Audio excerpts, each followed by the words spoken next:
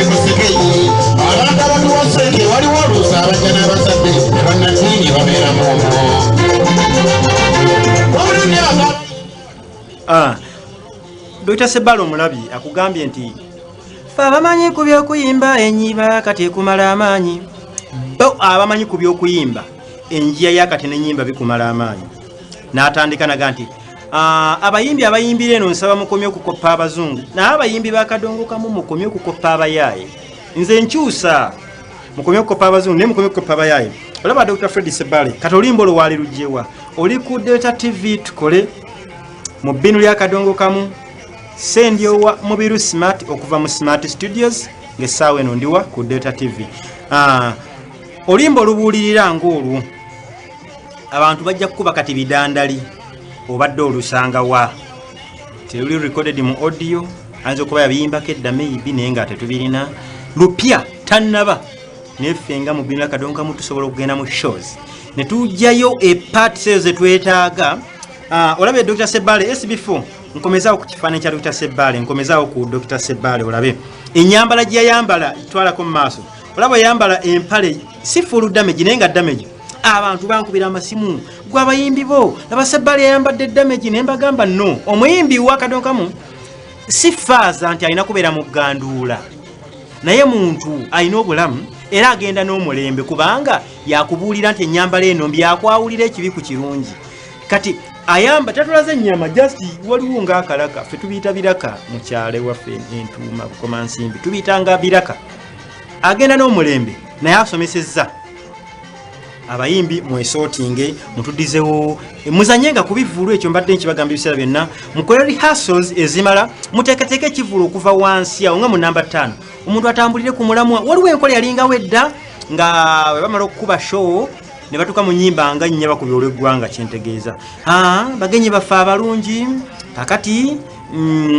kivulu kino kyemugenda okulaba omuyimbi gundi yaddako Haji Kyolaba Wamala bw'avaako mugenda kukola omuyimbi Moses Lwama Kibaya ng'akuyimbira embaga y'abalaasi ate omuyimbi Sawira mu kibuga ajja kuyimbira akaalo ka Buganda tulaba tulaba Fred Seremba mu maaso awo tujja kusirisaamu tulege kubivuga omukulu Mathias Walukaga ajja kuyimbire oluyimba ebyo weerage nga bwe weemiima twabyeragalaga bw'anaavaawo tujja kulaba omuyimbi Vincent Segawa ng'akuyimbira oluyimba Sisiri Twamukoyi olubanjudde programu awanawaso awokubiri wawedde otegedde ekidda ku buli kijjo okisuubira yenkola bange naye ng'omuntu obyayogedde eryantonde ne bwajja kalenda byajja okwogera programu bweringa nsengeke omuyimbi okubulawo okwonga kireeta obuzibu mu mulimu awo ebikaali byajjulanga naye kati ayimbiramu namba 7 musoke munkubira mu namba 2 bakuba olw'eggwanga dde ekitiibwa kyabuuga ndaba embwa esookawo nja kutta omuntu nze ngenda bugerere nnyina ekivulu muzeyi wakazi Gerald Kiwa n'eddembe eryo tugikyusemu wiiki ejja inshallah njagala noonye ku Dr. Fred Sebale muleeteko wano tunyumyemukko atubuulire obwongo bwakozesa atulageyo ku bayimbi abapya mu group banne mu babanja abayimbi abo we bajja Sebale bwajja mu mugambe otuleetedde ku kipande tulabako Betty Nabulya mulindwa vumbi mutulabako omuzeyi Mateeka Kumirizi abayimbi abapya nga bana 5 booleese baluwa abogama nti bano baana bange mbi olabanga omwera omugambe olane mubiru smart atayina kyali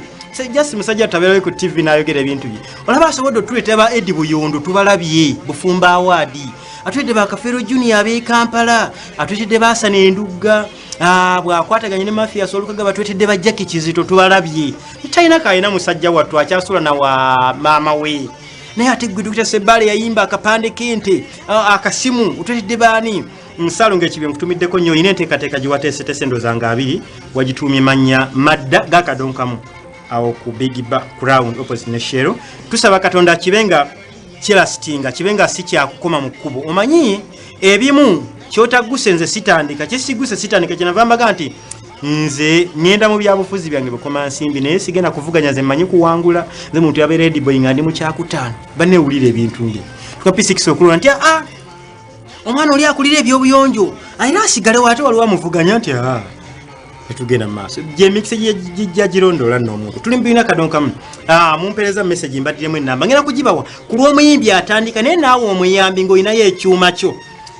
tupromotinge kadongo kamu ne bona jango yimba raga naye nga message mweri nkwetaaga nnyo abayiyi abalungi mbalina abayiyi ennyimba ezakola amaanyi mu myaka gy'ekyenda nze mmanyi kadongo kamu we yafiira abantu be yafiiramu ate bo weebali naye ate be baakoleranga abamu ndalaga ekibuyende bannateete tumweyo abo abantu kadongo kamu yafiiramu mwebali nabo nja kuba baleetera tulabe okufa ku baana kirungi kankulage ku mwana SB4 ntwala ku baana abatasobola kukola videos nate nga tulina obamanyisa ensi yaani yamwagazisa ng'omulaba ayimba yeeyagala ensonga kitute ennyimba ezo nga ziri tuzikwatya ku stage nga Data TV mu bintu akadongo kamu naye tugenda SB4 maaso tulaba abaana abo